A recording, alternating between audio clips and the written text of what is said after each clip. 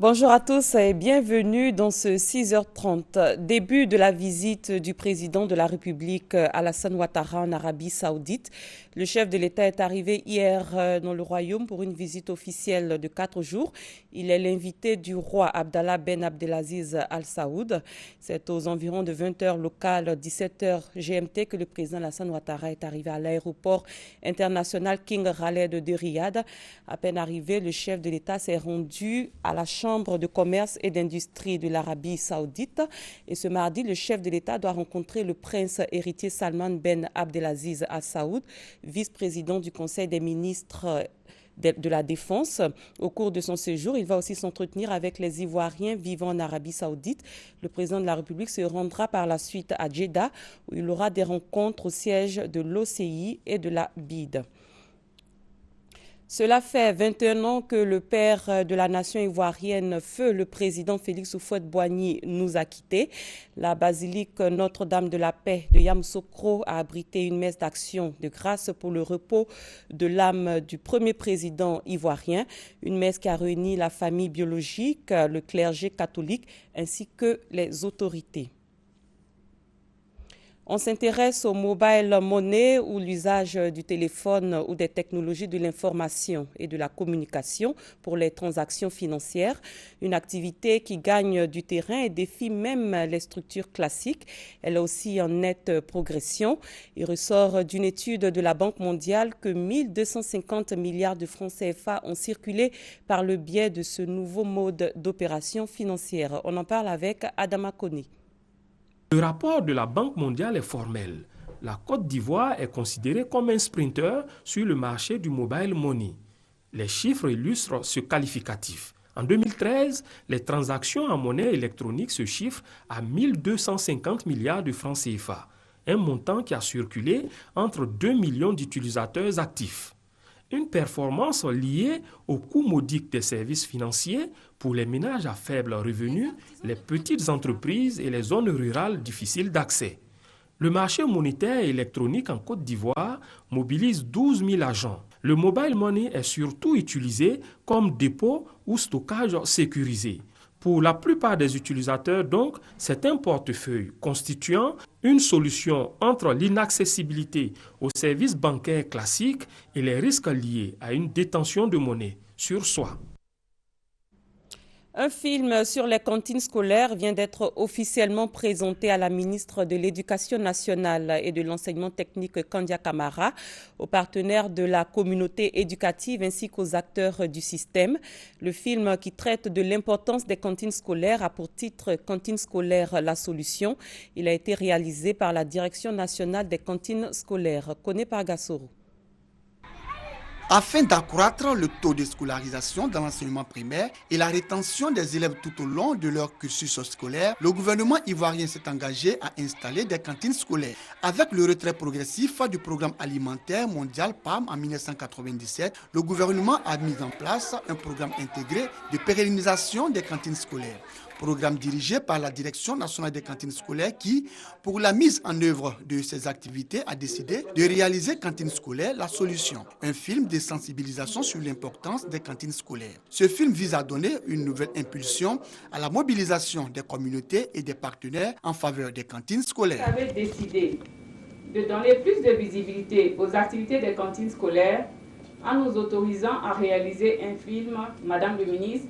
Nous voulons vous dire merci pour votre sens élevé du devoir et surtout saluer votre vision éclairée de l'émergence.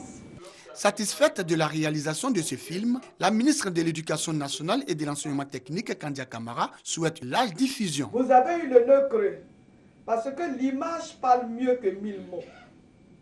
Elle avertit de façon plus incisive parce qu'elle porte une émotion plus forte. C'est pourquoi elle est un puissant moyen de sensibilisation à une échelle importante. Selon la Direction nationale des cantines scolaires, l'étude multipays sur le coût de la faim dans 12 pays d'Afrique relève que 7 à 16% des cas de redoublement sont dus à l'absence des cantines scolaires dans les établissements scolaires primaires. Cantine scolaire, la solution, ce film a été réalisé par l'artiste comédien Zaon Gabriel. Le 9e congrès de la Société ivoirienne d'ophtalmologie a pris fin avant-hier après 72 heures d'intenses travaux sur la surface oculaire et ses pathologies. Les réflexions portaient sur les voies et moyens en vue de freiner le glaucome qui, lorsqu'il est dépisté tardivement, conduit à la cécité. Le professeur Christophe Baudouin, spécialiste du glaucome et membre de la Société française d'ophtalmologie, était l'invité spécial de ce congrès. Herman Yami. En choisissant comme thème la surface oculaire et ses pathologies à ce 9e congrès de la Société ivoirienne d'ophtalmologie, les initiateurs entendaient mieux faire connaître cette pathologie émergente. On a parcouru un peu les pathologies qui concernent la surface oculaire, à savoir les maladies de la paupière, les maladies des cils, les maladies de la conjonctive, les maladies de la cornée, qui sont tellement si proches du centre névralgique de l'œil que chaque fois qu'une pathologie comme ces pathologies atteignent l'œil, le patient qui en est atteint peut devenir aveugle. Pour ce 9e congrès, le professeur Christophe Baudouin, spécialiste de la surface oculaire et du glaucome, par ailleurs membre de la Société française d'ophtalmologie, a été invité à partager son expérience avec ses pairs ivoiriens. Le spécialiste du glaucome invite les populations à se rendre au moins une fois par an chez un ophtalmologue. Quelqu'un qui a dans sa famille des glaucomes doit vraiment aller consulter, même en étant jeune, même à l'âge de 30, 40 ans, enfin tôt, pour signaler qu'il y a du glaucome dans la famille et se faire détecter parce qu'on arrive à bien soigner lorsqu'on détecte tôt cette maladie. Pendant 3 jours, à travers les communications des experts et les échanges qui s'en sont suivis, tous les participants ont pu ajouter quelque chose de nouveau à leur connaissance. Tous ont reçu des diplômes de participation et des manuels qui leur serviront de guide dans leur profession. Le bureau exécutif du syndicat national des assistants sociaux de Côte d'Ivoire n'entrera plus en grève cette semaine. Il vient de lever son mot d'ordre après une rencontre avec le ministère de tutelle, c'est-à-dire le ministère de la Solidarité, de la Famille, de la Femme et de l'Enfant. Ce mouvement de débrayage était relatif, entre autres, à l'inexistence du profil de carrière et la situation de 1320 assistants sociaux. Franck Quadiou. Après une série de grèves, du 8 au 18 novembre dernier, le syndicat national des assistants sociaux de Côte d'Ivoire et la tutelle se sont rencontrés. Des promesses d'avancée et une conclusion heureuse. En conséquence, vu les négociations en cours, en vue de trouver une issue favorable aux revendications des assistants sociaux, compte tenu de la sollicitation de la primature, en attente des rencontres des 8, 9, 10, 11 et 16 décembre 2014, soucieux de la paix sociale, le bureau exécutif national du SINASI, s'alignant sur les résolutions de sa dernière assemblée générale tenue le samedi 6 décembre 2014, annonce la suspension de son mot d'ordre de grève. Par conséquent, il invite tous les camarades assistants sociaux et assistants sociaux adjoints au travail le lundi 8 décembre 2014 à partir de 7h30. Notons pour rappel que les différents mouvements d'arrêt de travail étaient relatifs, entre autres, à l'inexistence de profils de carrière et de situation de 1320 assistants sociaux. C'est parti pour la 2e édition du Festival des rencontres internationales des arts et cultures RIAC. La ville d'Adzopé accueille l'événement culturel pour la 2e fois. 14 pays d'Afrique de l'Ouest prennent part au rendez-vous.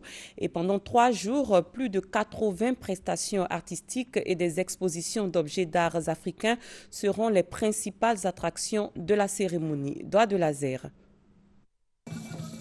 Des prestations de danse, des expositions de tableaux, le Festival des rencontres internationales des arts et cultures, RIAC, donne le ton à sa 2e édition dans la ville d'Adzopé. Cet événement culturel africain accueille cette année 14 pays d'Afrique de l'Ouest qui vont en 3 jours présenter aux populations du département d'Adzopé leurs talents artistiques. Adzopé nous offre un cadre, nous offre une proximité avec Abidjan qui fait qu'on peut venir faire une prestation ici aujourd'hui et repartir à Abidjan le même jour, qu'on peut venir voir un spectacle à Adzopé et repartir le même jour. La Côte d'Ivoire ne se limite pas qu'à Abidjan. Il faut que nous hommes culturels, nous, opérateurs culturels, on aille un peu vers les autres populations, qui savent que la culture peut aider à faire le développement de leur pays, de leur région, je veux dire. Pour le maire de la ville, cette rencontre culturelle va contribuer à la réconciliation et à la cohésion sociale, gage du développement de la région de Lamé.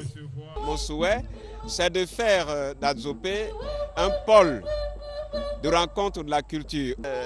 Les RIAC, la culture, les arts et la culture peuvent être l'une des principales voies de la réconciliation, du vivre ensemble, et certainement la population fera tout pour que ce festival continue. Plus de 80 prestations sont prévues durant les 3 jours de brassage culturel, avec à l'affiche des conférences débats et des visites des sites touristiques de la région de Lamé. À l'étranger, en République démocratique du Congo, un nouveau gouvernement de cohésion nationale a été formé avec 7 opposants. Ce gouvernement a été recommandé par les consultations nationales d'octobre 2013. En Égypte, la liste des condamnés à mort s'allonge. La Cour d'assises a transféré hier les dossiers de 4 dirigeants des frères musulmans au Grand Moufti. La veille, 7 djihadistes avaient été condamnés à la peine de mort après consultation de l'autorité religieuse pour l'assassinat prémédité de 25 policiers dans le Sinaï il y a un peu plus d'un an. Et puis la 20e conférence de l'ONU sur le climat se poursuit à Lima, au Pérou. Elle a débuté le 1er décembre dernier. Les négociateurs de 195 pays entament ce lundi leur seconde semaine de travail. Ils doivent se mettre d'accord sur un texte qui les engage. L'actualité en bref sur le continent à présent. Nous commençons avec l'Afrique du Sud qui pleure la mort d'un de ses otages au Yémen. L'Afrique du Sud sous le choc après la mort de Pierre Korki, enseignant sud-africain tué avec le journaliste américain comme otage d'Al-Qaïda au Yémen lors de la tentative ratée de libération menée par les forces spéciales américaines. Selon l'ONG sud-africaine Gift of the Giver, qui négocie avec les ravisseurs, la libération de Pierre Korki était imminente. Shiren Dewani, l'homme d'affaires britannique de 34 ans, accusé d'avoir organisé le meurtre de son épouse Annie, 28 ans, lors de leur lune de miel en Afrique du Sud en novembre 2010 par un chauffeur de taxi engagé comme tueur. Shiren Dewani devra encore attendre 2 semaines pour savoir si un juge sud-africain va lever les charges après que ce dernier ait entendu l'argumentation de la défense. C'est mardi prochain, le 9 décembre, que le tribunal de Pretoria entendra l'appel formulé par l'État de la condamnation d'Oscar Pistorius, condamné à 5 ans de prison dans la mort par négligence de sa fiancée. L'accusation conteste l'interprétation du juge lors du procès. Selon elle, dans une autre cour, le jugement aurait été différent. Si l'appel est retenu, Pistorius risque 15 ans de prison. Visite en Algérie du président grec Karolos Papoulias, arrivé samedi pour une visite de 3 jours dans le pays à l'invitation des autorités algériennes. Au programme des entretiens sur la situation au Moyen-Orient et en Afrique du Nord, concernant le terrorisme et l'immigration, et les perspectives de coopération dans la zone euro-méditerranée. L'actualité en bref dans le monde à présent. Première destination, la Russie, où le président français François Hollande a effectué une visite inattendue au centre des échanges avec le président russe Vladimir Poutine, la crise en Ukraine. Rencontre impromptue entre le président français et son homologue russe Vladimir Poutine, samedi à Moscou. Une escale surprise de François Hollande sur le chemin retour d'une visite officielle au Kazakhstan et une première pour un dirigeant occidental en Russie depuis le début de la crise ukrainienne. Au final, 2 heures d'entretien est le signe d'une certaine détente. François Hollande a dit espérer qu'un cessez-le-feu puisse être rapidement appliqué et respecté dans l'est de l'Ukraine. Au Mexique, la colère ne retombe pas. Samedi, des milliers de personnes ont à nouveau défilé à Mexico dans un climat tendu. Elles exigent que justice soit rendue dans l'affaire des 43 étudiants disparus d'Iguala. Plus de 2 mois après leur enlèvement, on a appris qu'un premier corps avait été identifié grâce aux analyses ADN des restes retrouvés dans une décharge publique. En Haïti, nouvelle manifestation anti-Martelly. Samedi, des milliers de personnes sont descendues dans la rue pour exiger le départ du président et de son Premier ministre. Cela fait plusieurs semaines que la colère gronde. Les protestataires accusent les dirigeants de tout faire pour empêcher l'organisation de législatives qui aurait dû avoir lieu depuis 3 ans. Et c'est la fin de ce premier point de l'actualité sur RTI 1. L'actualité se poursuit sur www.rti.ci. Très bon début de journée à tous.